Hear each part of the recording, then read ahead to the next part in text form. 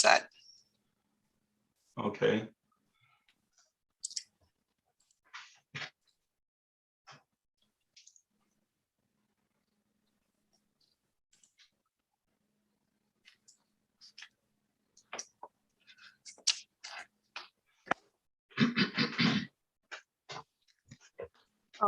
Welcome everybody to tonight's spoken history webinar. I have 3 of you right now. If you have any technical issues, we've had a couple of ourselves today, go ahead and put that information in the chat. And if you have any questions for Don, we'll hold those to the end. And if you put those in the Q&A section underneath, then I will let him know. Thank you. And take it away, Don. Okay, thanks much. Can everybody hear me okay? It's coming through? Must be. All right. So the title of the talk is The Impact of the 1872 Wisconsin Central Railroad Extension on a Developing Northern Wood County. And I don't know if it's the best title for this talk, but it's what I came up with when I was getting it ready to start with. And so we're going to talk a lot about the history of Wisconsin, then the development of the railroads in the 1870s, or this particular railroad in the 1870s, and a little bit about what it meant to the area. And I have a problem here.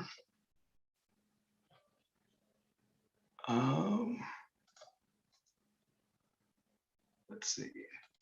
There we go. I guess I'll have to do it that way.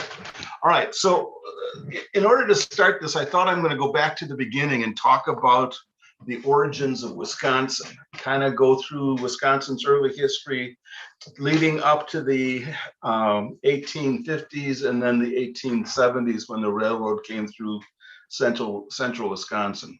So anyway, when it comes to the early history of Wisconsin, it's important to know that Wisconsin was part of the Northwest Territory. And the Northwest Territory is pictured here in the green. And it was, when it was created, they established state boundaries. The Northwest Ordinance also prohibited slavery north of the Ohio River, and it defined the path to statehood. Basically what it did is it made the process a 3-step process to become a state. First off, the territory was created and the president would appoint a governor, a secretary, and 3 judges to represent the area. Once the population reached 5,000 adult white males, women weren't counted in the census originally, and the Native Americans that were in the area at that time also weren't counted. It was only the adult free white males that were counted. Once that number reached 5,000, then the territory could elect a legislature, and the legislature could draft a constitution, prepare to become a state. And when the population reached 60,000 people, then that constitution could be shared with the voters in the area. If they approved it, then it went to the Congress, and the Congress would approve it before the territory became a state. So in Wisconsin's case, we are part of the Illinois Territory, the Indiana Territory, the Michigan Territory, and then in 1836, we became part of the Wisconsin Territory. The Wisconsin Territory was actually larger than the area colored in green here at one time. The borders of the boundaries changed over the years before we became a state. But what you see today is actually what was approved for statehood back in 1848. So I mentioned the steps to becoming a state was a process. And the first step was that you had to reach a population of 5,000. So it was important to have territorial census records kept. And the first census in 1820, there were 1,444 free males. 10 years later, that population had increased to 3,635. And then by 1838, you can see the population has grown significantly, and we're at a population of 18,149 individuals. So in 1836, we reached that threshold to become a territory, and we were made officially a territory. Michigan in 1837 would be applying for statehood. And so as they were applying for statehood, the Wisconsin Territory was formed from what was left of the Michigan Territory. And you can see how the population grew in 1840. It was 30,945, and by mid-1840s, it was up to 150,000.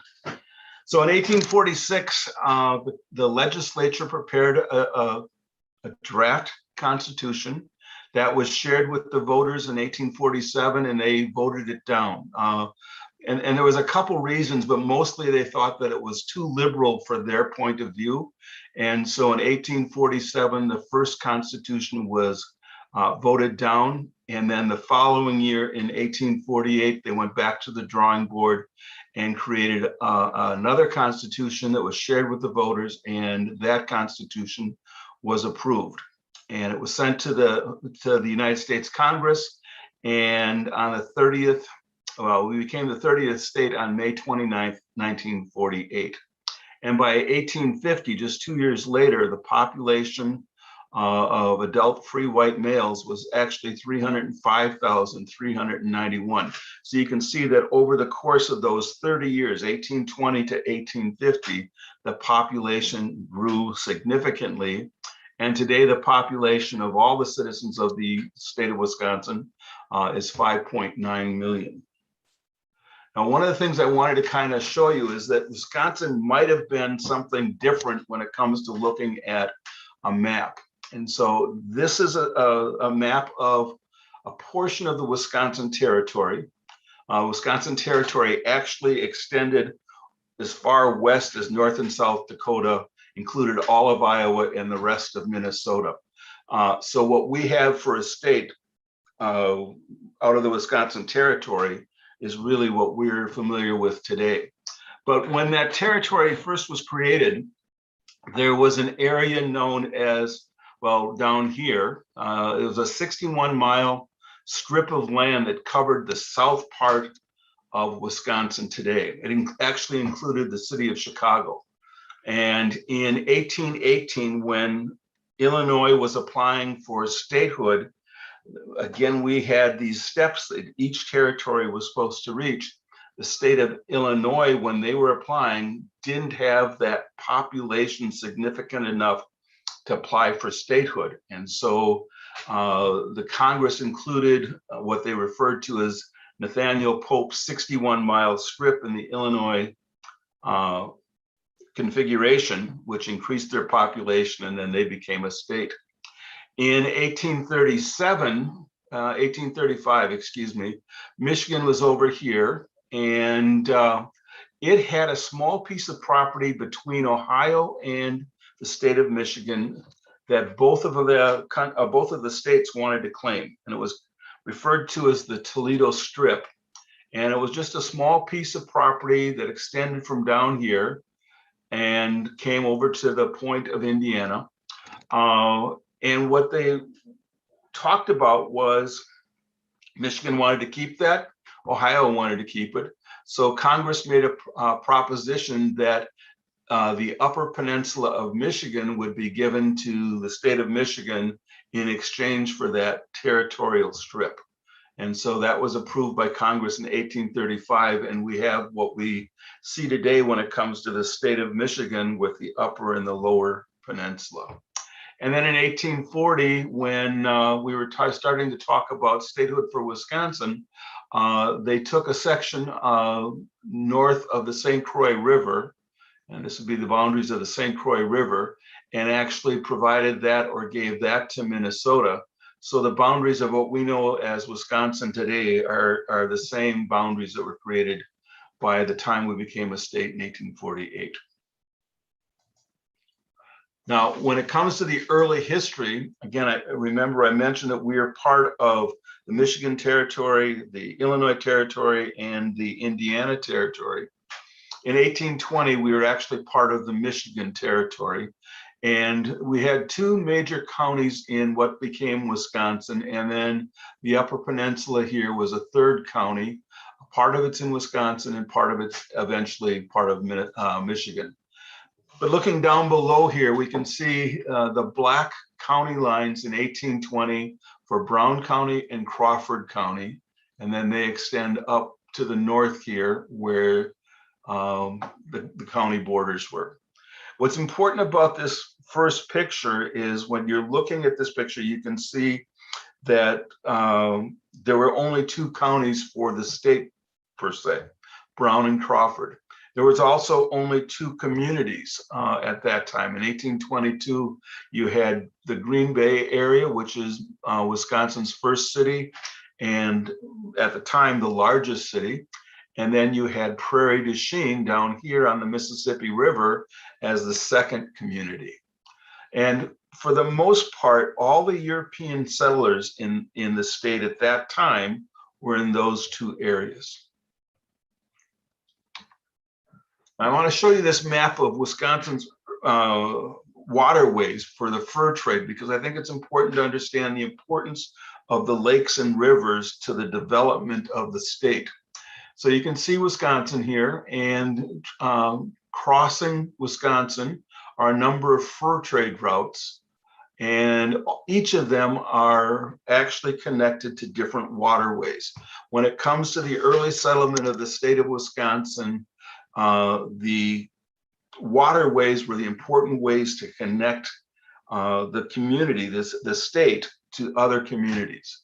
And so what we see here are different fur trade routes that extend from the Great Lakes, Canada, and then head down to the Mississippi and connect to the St. Louis and other markets in the South.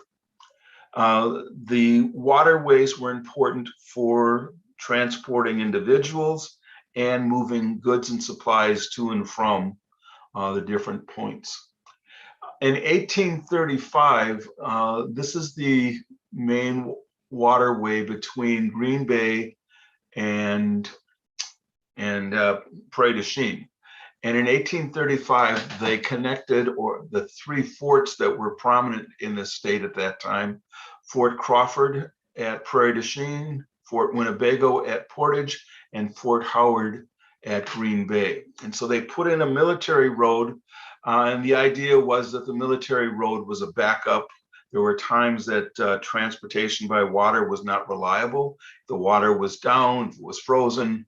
You depend on that for transportation. So the military road was put in alongside the rivers to actually facilitate easier travel at those times when the river or the waterways weren't available. Now, when it comes to Wisconsin settlement, when you look at a map of Wisconsin, the first thing you notice is that Wisconsin settled from the south north. And that makes sense when you think about the things that were going on in the area. Southwestern and southeastern Wisconsin in 1822 is actually kind of where things get started. In the southwestern part of Wisconsin, we had the lead mines, and everybody's probably familiar with the story about Wisconsin badgers and the fact that miners would come into the area, dig small, shallow holes for one or two people, and that's how the miners got the nickname the Badgers, and we carry that tradition on today. And then on the southeastern shores of Wisconsin, along Lake Michigan, you had settlements forming too. Milwaukee was getting a start. Solomon Juneau was down in that area. It didn't become a city or a major city until the 1840s, but the early the beginnings of the community were already down there. And then as the shipping became more prominent on the Great Lakes, then you started to see settlements form in other places along the border or the lakeshore of Lake Michigan. Now, migration and immigration were important for the early settlement. You had Yankee immigrants, people who were already in the United States, coming in and settling in southern Wisconsin. And you also had European immigrants coming. As they came to the country, they would travel via the Erie Canal over the Great Lakes and actually make their way into southern Wisconsin. attractions. There's always things that attract people to a community. One of the things that attracted people to southern Wisconsin was that the price of land was reasonable at the time, $1.25 an acre.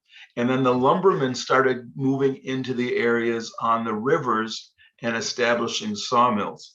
Up by De Pere was the first sawmill in the state, and that was in 1809 along the Black River. And I have my glasses on, but I can't see it right now. Along the Black River, you had John Shaw establish a sawmill in 1819. And then along the Wisconsin River, Daniel Whitney down by Port Edwards, Nakusa area, built the first sawmill on the Wisconsin River. And so the lumbermen were starting to move into the area. The problem was at the time, when we start talking about the time frame 1822 to the 1830s, is it was Wisconsin territory, but the technical ownership of all those pieces of property weren't necessarily able to be given to individuals. The reason for that is because this was all Indian land at the time. And so in the 1820s, when the lead mining was going down in the southwestern part of the state, there was actually some problems with Native Americans. We had Euro-American immigrants coming in to mine in southwestern Wisconsin. They were taking the resources that had been used by the Native Americans. The Native Americans hadn't given up the rights to that property. And so there was some issues related to ownership of the resources, ownership of the land, and having Euro-Americans settling in that area while it still belonged to the Native Americans. In 1827, the Winnebago War or uprising occurred, and it was a really short little conflict. But it was such that when it was over, the US government basically compelled the Ottawa and the Potawatomi to sell that portion of the land to Wisconsin and move west across the Mississippi. So you start to see land successions or secessions being given to the government. Now, this map is important because in a treaty that occurred in Prairie du Chien in 1825, the US government and a group of different nations of Native Americans got together and talked about what the boundaries were in Wisconsin for each of the different tribes. And this is kind of a schematic representation of those areas that were defined. Now, the Native Americans said they weren't hard and fast borders, but by establishing these, the federal government could go back and negotiate with each of the different individual tribes to purchase the land and force Indian removal to the west of the Mississippi. And so what you see start happening here in this time frame is in 1829, there's negotiations with the Chippewa and the Potawatomi. Then in 1831 with the Menominee, 32 with the Winnebago, and so on until 1848, when the majority of the land in Wisconsin is transferred to federal ownership, and the Native peoples are forced to move to the west of Mississippi. Now, in 1832, the Black Hawk War is fought, and it's the same thing. It's a short war. But once the war is over and the United States government, quote unquote, wins, they use that to compel the the Winnebagos to sell their properties. And so you start to see the Winnebago selling in 1832 because of that. But once the United States had ownership of the land, then the next thing they would do is they would come in and survey it. And once it was surveyed, then they could start making that available to settlement to individuals who wanted to come in and buy it. I probably put this slide in the wrong place, but we're going to talk about it just for a second. There are a number of reasons why people came or wanted to come to Wisconsin. First is access by transportation. For years, the waterways had been the major source of transportation, and then the tributaries. And it was the same way for whether you were talking about the logging businesses in Wisconsin. The lakes and rivers were important. When those were filled with settlements, then people started to extend out to the tributaries. Once the roads were started to be formed, military roads, 1835, I think I mentioned, there were some plank roads that were put in. And then after 1850 in the southern part of the state, there were small railroad lines also put in. So access to transportation was an important factor that influenced settlement in Wisconsin. And then there's all these things that we think about as far as good reasons to move someplace. In central Wisconsin, for example, we have all sorts of resources, the wildlife, minerals, trees, everything that's available. Wisconsin Central came into this area. They went all the way to Ashland to get up to the iron mines. And then we had all the forest products that were, or the standing timber that was available through the areas they crossed also.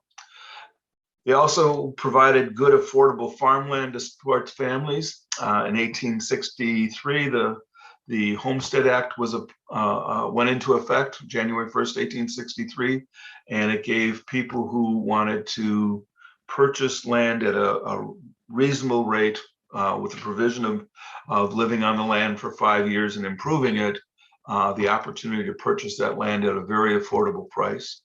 It provided good jobs, better paying jobs than what were available in other places. Because of the territory here, there was plenty of food. For the immigrants who were coming from other countries, the Germans, for example, when they settled in this area, they had the opportunity to pursue their religious faith without being bothered.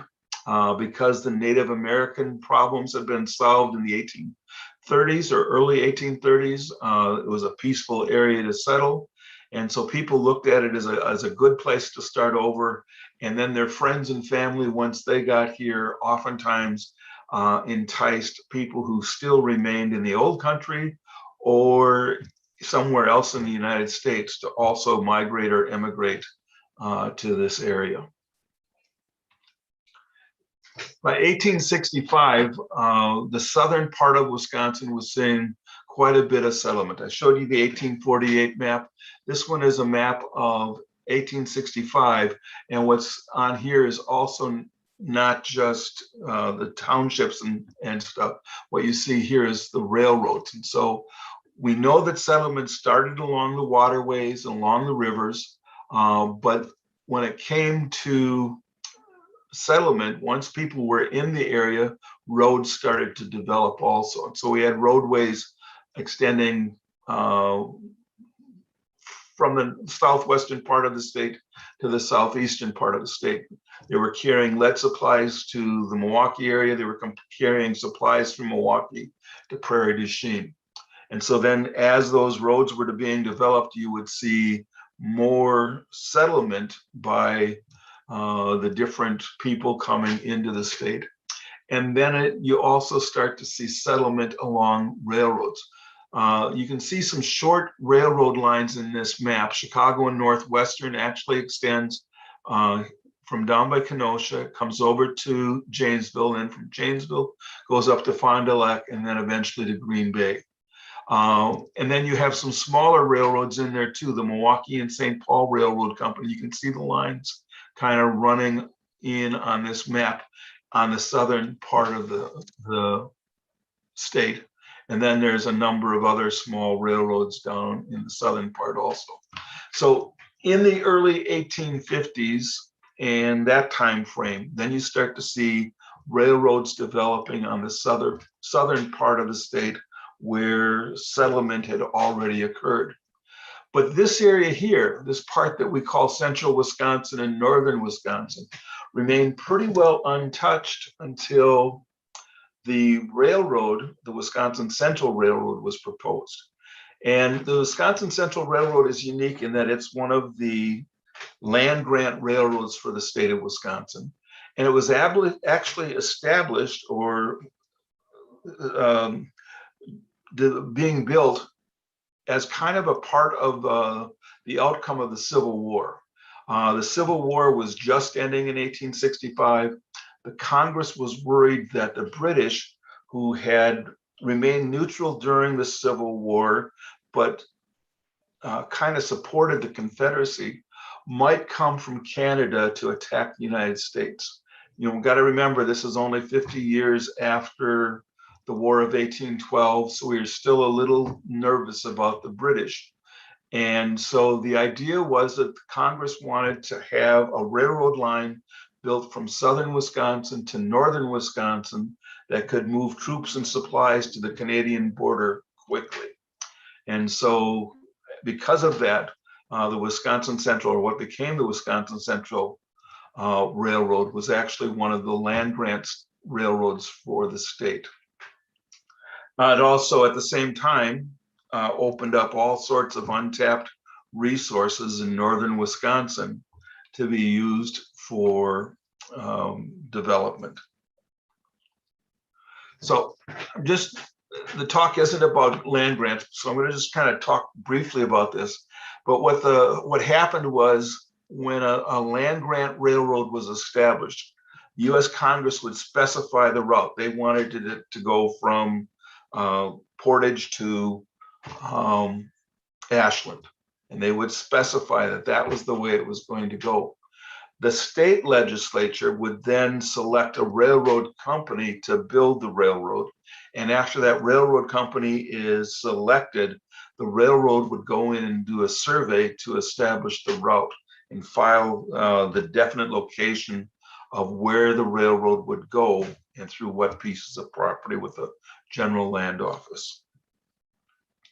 Now, as a railroad, land grant railroad, the railroad would receive from the federal government pieces of property within, at one time it was 6 square miles, and then it was later increased to 10 square miles on each side of the railroad line. And so what you get is this kind of checkerboard pattern of land. And what they would give is alternating squares. Odd numbered sections went to the railroad, and the even number sections were retained by the United States government. And so when you look at a railroad line that's a land grant, you should be able to find evidence that these pieces of property, these alternating squares or sections, were given to the railroad to help pay or recover the cost of putting that railroad in. Now, the 1856 and 1864 land grants, for some reason, didn't include the right-of-ways for the railroad property. There were some that did, but in this case, they didn't. So the railroad actually had to go out and secure the right-of-way of that property. And then Congress would make provisions if for some reason that they weren't recouping enough cost from the sale of the property, that they could go back to the federal government for replacement lands. And there were a number of different court cases when it came to the Wisconsin Central Railroad on recouping the cost for building the railroad. Now, the railroad that was identified to build the railroad line from Portage to Stevens Point, from Stevens Point to Ashland, was actually a railroad called the Winnebago and Lake Superior Railroad Company. And it was actually building from Neenah, Menasha over also. And so what ends up happening is the newspaper reports a lot of things about the process that's going through to get these railroad lines established. In 1860, the Winnebago and Lake Superior Railroad Company was incorporated, and it's reported in the paper. In 1866, they changed the name, and so that's reported in the paper. And every time something is changed, it gets reported in the newspaper. And what happens here with Winnebago and Lake Superior Railroad is it goes through a series of name changes, mergers, to end up in 1871 as what we know as the Wisconsin Central Railroad. That's the railroad that extended from Neenah-Menasha over to Stevens Point, and then from Stevens Point west up to Ashland. And building a railroad was actually kind of a step process. Everything, follows steps. The first step in the process after the railroad is selected is to survey the property. You want to identify that course that you're going to take for laying the tracks between point A and point B. Second part is to go in there and clear the land, and it means taking down the trees, means pulling any of the stumps out, basically getting the land ready to put the tracks down. Because there are some areas that are not real smooth, you have to grade it. You smooth the high spots down, you fill the low spots, and that's part of the process. And then the last step is to actually lay the tracks. And for the Wisconsin Central, the process started over on Doty's Island in Neenah-Menasha, moving towards Stevens Point in 1871. And then in the spring of 1871, the process is continued west of Stevens Point toward Marshfield and then up toward Ashland. And at the same time, they're moving south or building south from Ashland this direction, kind of like the transcontinental, meeting somewhere in between to form one railroad system. Now, one of the things that I should mention is that while we talk about the construction process, all of these things are actually going on at the same time. They survey quickly, and once the survey is accepted, then they start clearing the railroad property. And while we talk about them west of Stevens Point in 1872, much of the area that was going to be used for the railroad coming through this area in 1872 was actually cleared in 1871.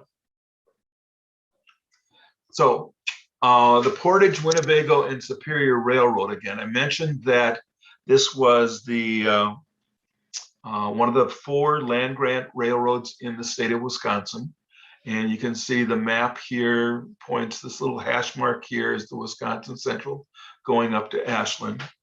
And they started to do the survey on June 14th, 1869, and they completed the survey September 25th, 1869. And basically they go through in the articles in the newspaper talk about that this is a wonderful piece of property. It's vast agricultural, mineral, manufacturing resources in the northern parts of the state. And so we know that in 1869, they've gone through, assessed the property, and really set the course of the railroad between Stevens Point, between Neenah-Menasha, Stevens Point, and then Ashland. Now, one of the things about this that I think is important is to emphasize the number of people that were working on the railroad. No matter where you run across articles when it comes to the railroad, it talks about large numbers of people working in each section. And so just over the course of 1872, I pulled a few ads that were appearing. I thought it was interesting that Chicago seems to be the big place where they were advertising for employees. And what I like is they need 1,000, then they need 1,500, then they need 3,000. We're talking large number of employees that we're going to be putting in the railroad. And they worked hard, and they received between $2 and $2.25 per day. Teamsters got more. And then board was included and transportation was included. And so what I think is important to know is that one of the impacts of the Wisconsin Central Railroad was bringing people, the workers, into this area. And I believe that some of those workers actually would work for a summer and find a piece of property along the railroad that they liked and claim it as a homestead. And that's what happened in one of my families. is that they worked in the summer of 1872. 1872, November of 1872, they homesteaded a piece of property at the end of the railroad line near Unity that year. Now, Stevens Point was the first piece of the track that was laid. And in November 15th, 1871 is when the first train of cars reached the Wisconsin Central Railroad depot, or over the Wisconsin Central Railroad at Stevens Point. And there's big news right up about it, talking about the celebration they had, because Stevens Point had been promised a railroad for a number of years. And it wasn't until 1871 that the line actually came into Stevens Point. And then the same article talks about the work that had been done west of Stevens Point already. It says the road is grubbed and cleared for 40 miles west, with 600 grade men at work on every section. And again, just thinking about the number of people working on the railroad, clearing the land, grading it, laying tracks, you can see how much work was going into building this railroad at the time. Now, when it comes to the early railroad stations in central Wisconsin, one of the things is that a lot of these communities didn't have names when the railroad was first coming through, or they hadn't all been established. And so a lot of times when you're looking in the newspapers, or if you're looking through records, you'll see them referred to as mile sections. You know, I'm going to use Marshfield because Marshfield's my hometown. Marshfield is located 32 miles west of Stevens Point. It's referred to as section 32. And then if you continue north on the Wisconsin Central line, Spencer's at 40 miles, Unity's at 63, Colby's at 51. Sometimes the mileage is varies. You'll see different things reported for the same area. Actually, section 51 and 53 are Colby, and section 23 and 25 sometimes refer to Auburndale. So it's not a hard and fast what the community number is or the section number is, but generally it's talking about the approximate miles distance from Stevens Point. Now, when it comes to the next part of work for Wisconsin Central Railroad from Stevens Point, again, in March of 1872, they started constructing the railroad from Stevens Point west. And at the time, you know, we know that when they lay track today, they always put a layer of gravel and stone down first before they put the railroad ties on, and then they put more ballast between, more gravel and stone between the railroad ties before they put the track down.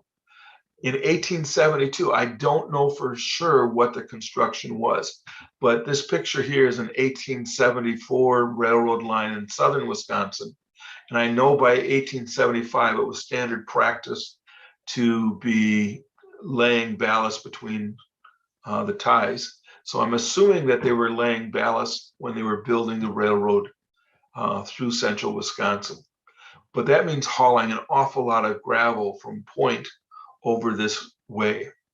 And so the first thing just to mention is that when it comes to the construction, first you have to clear the land, then grade it. And then when you're laying the ties, you're also laying the wooden ties down and then putting the rails on top of it, spacing the rails and filling the spaces between the ties with ballast.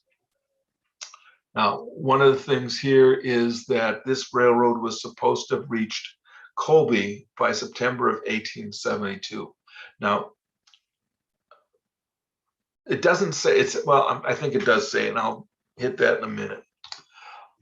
When it comes to the Wisconsin Central Railroad, one of the things they were good at doing is when they hit milestones, is they would take a group of people out to inspect the railroad line. In this case, when the railroad hit Auburndale in August of 1872, there was a large excursion.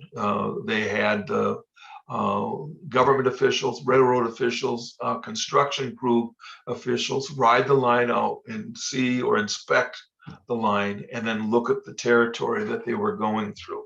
And it ends up being reported in a number of different papers in the state. This article came from Superior Times. It was mentioned in the Wisconsin State Journal, I think the Menasha paper and others about these events. And so what did they have to say? Well, first off, they said the railroad excursion extended from Menasha to a point in the wilderness called Auburndale, about 25 miles west of Stevens Point. Again, this was the first week in August of 1872. And it says that it's the present terminus of the track. And that's important for those of us from Marshfield, because in Marshfield, we have a tradition about the first railroad passing through town July 4th, 1872. If they weren't to Auburndale until August of 1872, and Marshfield is beyond Auburndale, they weren't here for the July 4th, the traditional July 4th that we think of as the anniversary of when the first railroad came through Marshfield. On this particular excursion, they had 33 state officials participating, railroad officials, and then the railroad builders. Phillips and Colby were the construction company that were putting in the railroad tracks. And again, as I mentioned, they officially listed that this was an inspection excursion. They actually had a formal meeting at the end of the trip and passed a resolution talking about this, how substantially built the track was, how the rolling stock was the finest, and first quality is the word they used. And then they passed that on their way back to Menasha. They actually had this meeting while they were on the train. So one of the things I think that's important in their little conclusion was that expectations as to the character of the country through which the road passes were more than realized. A heavy and varied growth of timber, evidence of good soil were found above Stevens Point, notwithstanding previous skepticism of some parties as to the worth of that region.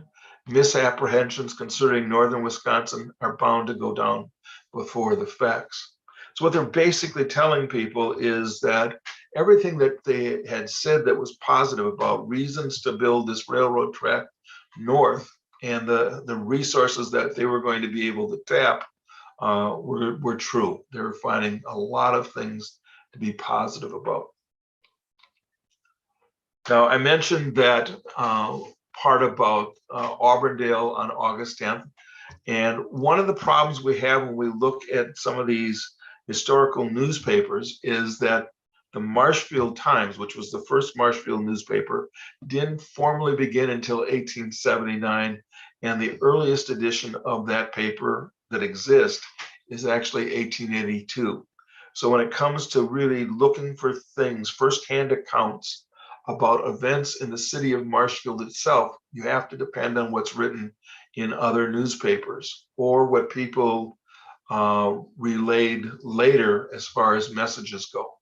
And so this is a 1972 anniversary issue for the city of Marshfield, talking about 1872 being the first railroad coming through Marshfield. And again, it says on July 4th, according to tradition.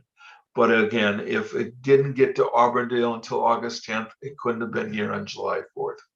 The story is the same though. Regardless of the date, the people who were probably present when that first railroad train or locomotive came into Marshfield was Louis Rivers, his wife, their daughter Della, his brother Frank, and Mr. and Mrs. Pete Johnson and their daughter. That part is probably true. It's just that the date over the years has become a tradition, but it may not be 100% accurate. So when did the railroad reach Marshfield? I guess that would be the next question. And what we can find is in a Saturday evening express Menasha in 31 August 1872, regular trains are now running to a point 32 miles above Stevens Point. Stevens Point and section 32 it's Marshfield and Stevens Point. And so by the end of the month, we do have the railroads coming to Marshfield. And then a week later, they're talking about them going 35 miles west of the city. So they were probably up in the Manville area at that time. Now, when it comes to the railroad, one of the things that can't be stressed enough is many of the communities along the Wisconsin Central Railroad wouldn't have been here without the Wisconsin Central Railroad. So when you look at a plat map for Wisconsin, for example, and look at all the different townships, what you can see is that where the Wisconsin River comes through, the southern part of Wisconsin, you have communities that are established much earlier than those on the northern part of the county. And so here we have Rudolph, Grand Rapids, Wisconsin Rapids, Port Edwards, all kind of the 1850s as far as times when they're being established. And then Milledore, Auburndale, and Marshfield following the path of the Wisconsin Central Railroad and being established at those times. And then when you start moving away from the line, again, you can see that the townships that are south of there would have been settled a little bit later. And so you can see the difference in the dates that way. Now, Lincoln over here is unique. Why is Lincoln at 1861? If we're looking at the railroad coming through here in the 1870s, why did Lincoln get established earlier? And the answer to that is really the Yellow River. The Yellow River was a river that provided means for transportation in and out of the area. And so that area was settled first earlier because of the river. When it comes to those northern Wood County townships, Milledore, Auburndale, Marshfield, we'll kind of just talk about them a little bit. In a lot of ways, they're very similar to one another. They were established at the same time, more or less the same time. I know the anniversaries are celebrated at different times, but they're all related to the railroad coming through that area. And that really prompted the settlement. And so in Milledore, when you look at the town history for Milledore, it lists the three earliest settlers as George Hopper, James Brenner, and Barbara Smith. And one of the things that I think is unique about those is out of the three individuals listed as early settlers in that township, two of them are homesteaders. And so what I've done is I've pulled up the homestead records from the Bureau of Land Management General Land Office record site. And you can see that in this case, this is Barbara Smith's record. He applied for the property as part of a homestead original land claim. And the same with George Hooper. He also applied for land underneath the Homestead Act. Now, I don't remember the dates, but it would have been after 1870. And it was very common in some of these townships to start to see homestead claims made by people who were either working on the railroad or individuals who followed the railroad to come in and settle an area. Now, one of the things that's important is these may have been workers on the railroad, they may not have been. But one of the things that's important is that you look at who platted the village. In this case, the village of Milledore was platted by Phillips and Colby Construction Company. The Phillips and Colby Construction Company were the builders of the Wisconsin Central Railroad, and they platted the land that became the village.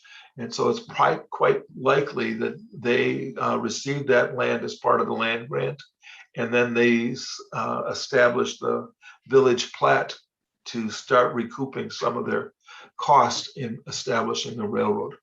We also know that that area was settled by a number of Bohemian residents. And again, what I mentioned was that people tended to write home and talk about, the good property they had and things like that. So relatives and friends from the communities, whether they were here in the States or overseas, would follow the families later on and come and settle in the same area. And then because Milledore, like Auburndale and Marshfield, were wooded areas, you start seeing the first industries coming into this area as a result of the railroad coming through here, the building of sawmills and stave mills. And the one thing about Milledore that I know when I look at some of the historical recollections of the community was that there was a stave mill built there in the early 1870s, and it operated until the standing timber was gone, and then that company packed up and moved someplace else. But one of the things that's nice about the railroad is that the railroad provided the means for bringing in the equipment to make staves, and was able to transport that product out of the community back to wherever it happened to be needed. Shipping was really important in the early development of communities for the railroad communities. The second township over is the Auburndale Township, and here we look at a piece of property that was settled similar to Milledore and similar to Marshfield, about 1870, 1871. And the first settlers that are listed are a guy named William St. Thomas, and then John and Robert Connor. And the Connors actually purchased enough of the property and laid out the plan for the village. When the village was incorporated, that was all done by the Connor family. They operated a store to start with in Auburndale, but then when the sawmill that had been there or had been established there in 1874 was for sale, the R. Connor Company purchased it. And from there, the rest is history. R. Connor became a very prominent lumber industry, and they followed the timber, the available standing timber, north until they ended up in the Leona area, Forest County. And they had sawmills in Stratford. There's a Connor Corporation in Wausau, Leona. But anyway, the Connor lumber industry actually had its foundation in Auburndale. And again, I think in some ways, the important thing to know here is that you had a businessman that could see the possibilities or the potential of the area and capitalized on that, and then actually moved the operations further north as one piece of property became exhausted as far as standing timber. Then he would move further north to capitalize on available resources.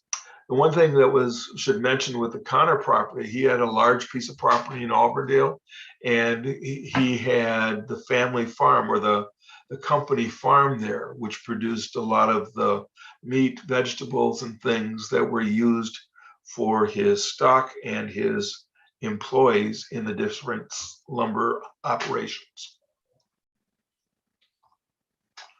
And then when it comes to Marshfield, Marshfield was established in Township 25 North, Range 3 East. Again, it's a French-Canadian hotel owner that came to Marshfield. The story goes that he purchased land. Some places say he was given land. I believe he did both, that he may have been given land by the Marsh family to establish a railroad depot. But this is the only place where I can say that I found evidence of someone saying the land was given to an individual to establish a railroad depot. In a history sometime in the 1880s, Rivers had said they negotiated kind of a price, and it sounded like he was not happy with the price. So I think he probably purchased the property from the Marsh family. I have not gone and really looked to see what I could find on that yet. But tradition has it that he was given land to build a railroad depot, but it's not a tradition that's seen in lots of other communities. And again, tradition also says that he arrived here April 1st, 1872 to build that hotel so that when the railroad crews came through, he would be able to provide hotel accommodations, a saloon, grocery store and things like that where people could come in and do business. If he didn't come to Marshfield until April 1st, 1872, he missed a year's worth of business. And I don't have the feeling from what is known about Mr. Rivers that he wasn't here earlier than that. In the 1881 history of Wisconsin, he said that he was here in April of 1871, which would make more sense because that would have been when the crews were going through to clear the land and grub it clear and grub it and then start leveling the land. And so in all likelihood, he actually was here a year earlier. And again, he came with his wife, Mina, their daughter, Della, her brother, Frank, and one of his workers from the hotel in Necedah, Gabriel Adolph Lupient, whose family still has connections here in Marshfield. Now, the first building that he put up was what's referred to as Marshfield's first hotel. It was a log structure over on the corner of Chestnut and Depot Street. And besides being a hotel, it served as a restaurant. His wife would serve meals there. It served as a store. The people who were working on the railroad or the community members who were coming in could purchase supplies there. In 1872, he applied for a post office and was made the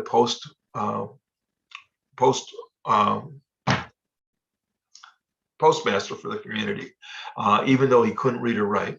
It also served as a saloon, a school, and then the first Catholic church services in Marshfield were actually held in that building until the church was built. Now, one of the things that I think is important, again, has to do with the character of the individuals that were attracted to the different communities. Louis Rivers could have been, talked about being Marshfield's first lumberman because he did hold considerable timber properties. For those familiar with Marshfield, if you go north of town, out to the McMillan Street, and when you turn right on McMillan off of Central, that entire area, Section 25, Range 3 East, Section 5, was his. And supposedly that had a nice quality of hardwood standing in that area. When Louis Rivers came to Marshfield, there was no sawmill here. And so he would cut the timber, cut it into logs, and then ship it either to Stevens Point or De Pere to have it cut into lumber. It didn't take Mr. Upham, who follows him to Marshfield, long to put in a sawmill. And I think he may have had a good business sense when it came to hotels, but as far as really setting the tone for development and seeing where a community could go, he didn't have that same caliber of thought that Mr. Upham had. And then the other thing about Mr. Rivers is that this nice, valuable piece of property was actually lost in a dice game with a guy named Sanders. And both he and Sanders ended up in the poorhouse. And the story here talks about the fact that Louis Rivers at least got out of the poorhouse. And he just walked away. It's not that he paid his debts. Now, the Rivers house, this is probably neither here nor there, but one of the things that the railroads did was they increased the transportation in and out of communities. And Marshfield became a thriving community relatively quickly after the railroad came through here. And in 1883, Mr. Rivers put up a 3-story hotel on Central Avenue, and it was referred to as the Rivers House. This article appeared in the Wood County Reporter, so Wisconsin Rapids, talking about the building being built. In the picture here under number 4 is actually a picture of the 3-story Rivers Hotel. It was built in 1879, and in the winter of 1883, it burnt to the ground. And One of the reasons it burnt was because it was 26 below zero that day, and there was no water to carry to put it out. So they watched the building burn as they emptied it out of furnishings and things. That picture of the hotel actually came from this bird's eye view of Marshfield. And I think this is an important image of Marshfield. When you think about in 1872, when the Wisconsin Central Railroad came through here, this was all standing timber. There was no buildings. There were no buildings in this area at all. And one of the things the railroad did was it opened up territories to development. And Marshfield's a good example of a thriving little community in the 1880s. You can see all the smokestacks in the pictures. All of those represent different businesses that had been established in this central Wisconsin town. Most of them, if not all of them, are probably related to some type of wood product industry. In the corner over here, in the upper left-hand side, you see that first smokestack. That would have been the Stave Heading Mill. You come over here to the right side, you have the Upham Sawmill, then you have the Upham Furniture Factory, and then back here on what would have been Oak Street and 4th is the alcohol plant. And so those are all things that would have been using wood products. And so when you see the community developing and businesses developing, one of the things that were important about Marshfield was the diversification. There were a variety of different businesses going. They may have all used wood products to start with, but it was the diversification that helped strengthen the community. I mentioned Upham. This is a picture of Mr. Upham. In 1870, he was actually up in Angelica, Wisconsin. He didn't come to Marshfield until 1878. When he got here, the first thing he did was he opened up a sawmill and a mercantile store on Central Avenue. And then over the next few years, he added other businesses. And so we got 78, the sawmill and the store, 79, the planing mill, 82, he starts the furniture factory. Furniture factory ends up being the last standing business of his up until 1924 when he passes away. It operated until the later 1920s and then was taken down during the Depression for work projects process. And then he had already kind of seen that there was going to need to be a transition from the wood products industry to agriculture. And in 1885, he had put up a grist mill. Now, besides his connections to the community as far as businesses go, he was also on the city council, served as the mayor, and he served as the 18th governor for the state of Wisconsin. I wanted to show this picture just to kind of point out those three businesses I talked about. Over here, you have the furniture factory. This is Mr. Upham's house here. So the 2 is the furniture factory, the 1 is the sawmill, and the 5 is the alcohol plant. So what happened was in the 1880s, because Marshfield had the railroad line coming through here, and we can see that it encouraged people to start putting up different factories, again, having to do with the transportation of businesses or products in and out.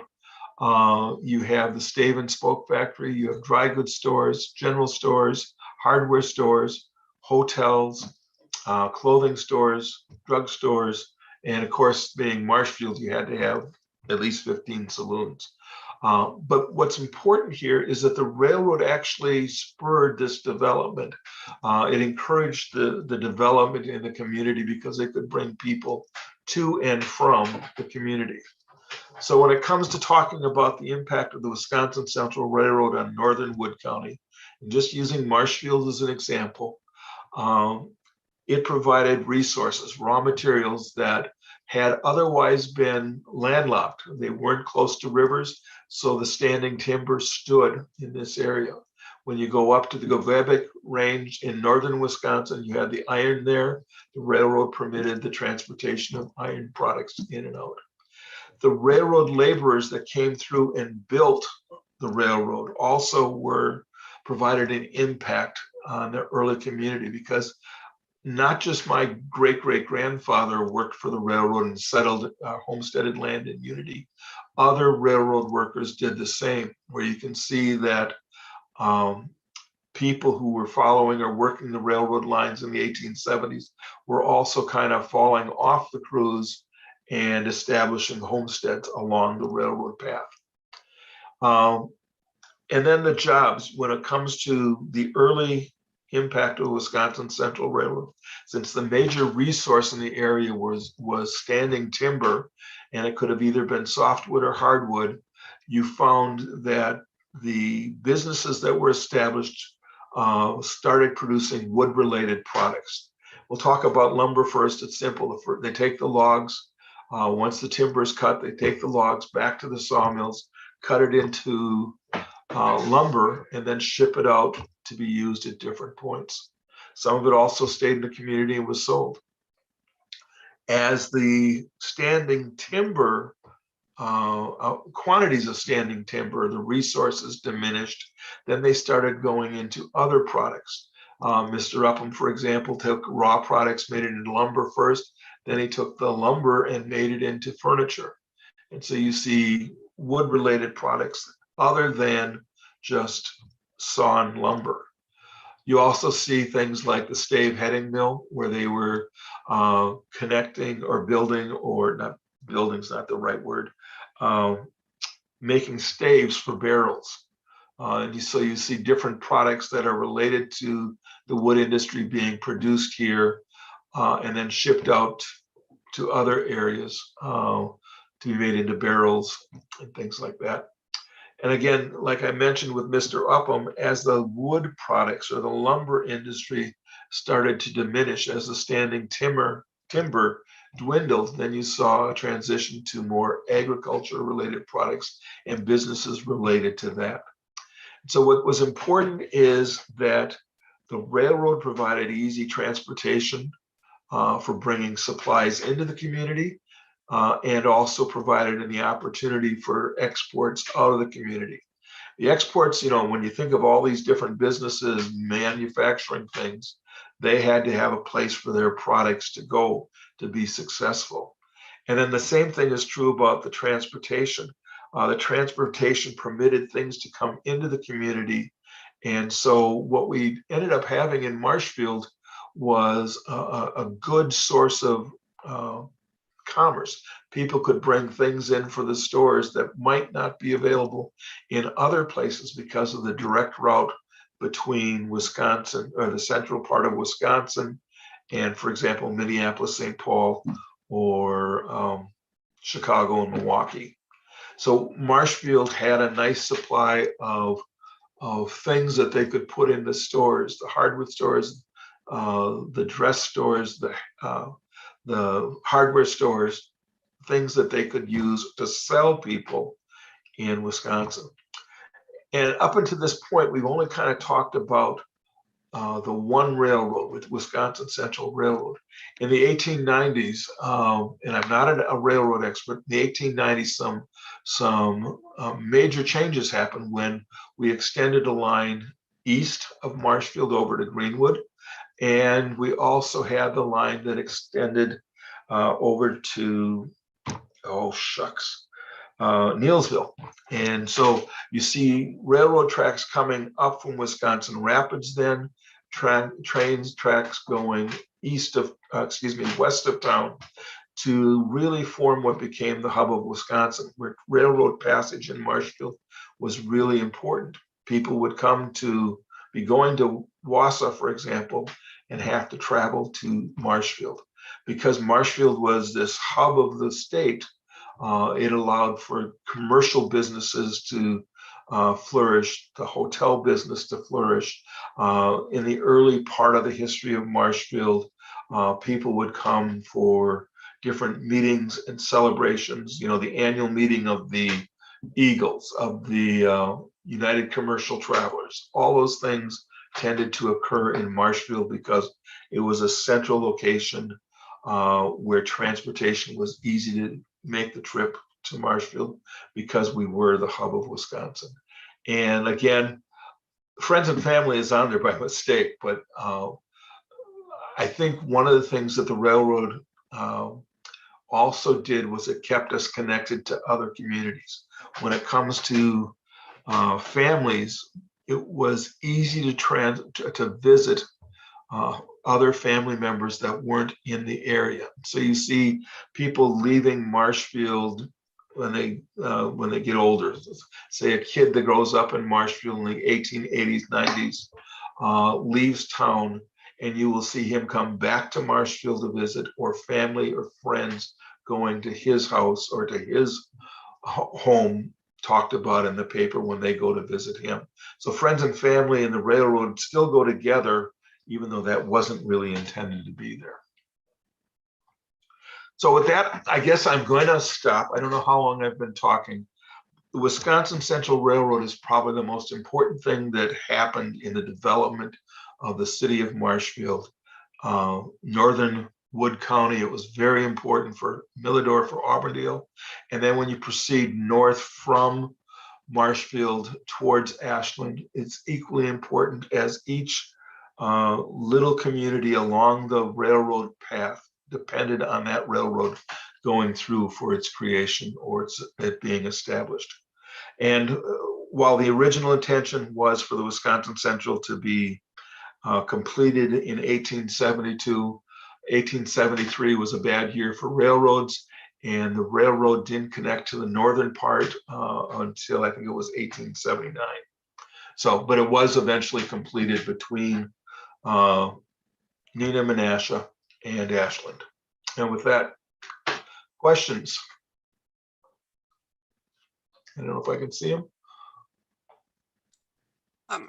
I don't have any questions in the Q&A yet, so let's give people a minute or so to put some questions in.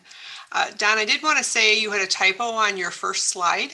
Well, okay. It says 1848, and then it says 1948 is when we became a 30th state. So okay. It's a Thank you. typo. I will fix that. I thought you might be giving this another time, so you might want to fix that. And it looks like I still have no questions. Let's give people another minute or so and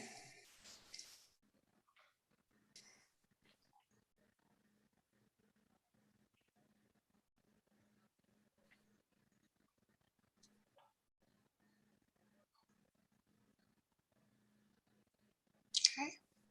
Well, if there's no questions, thank you for the opportunity to talk. We will probably be doing another talk on railroads next year with someone who really knows a lot more about the railroads, specifically in Marshfield and where they were established and things.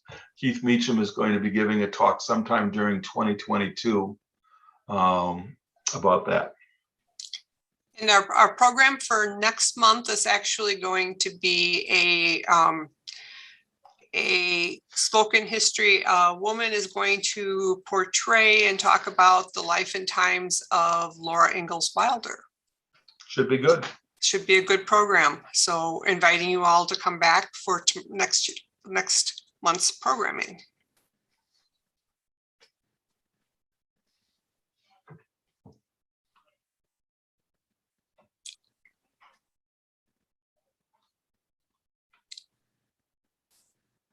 Okay. Well, Thanks, everybody.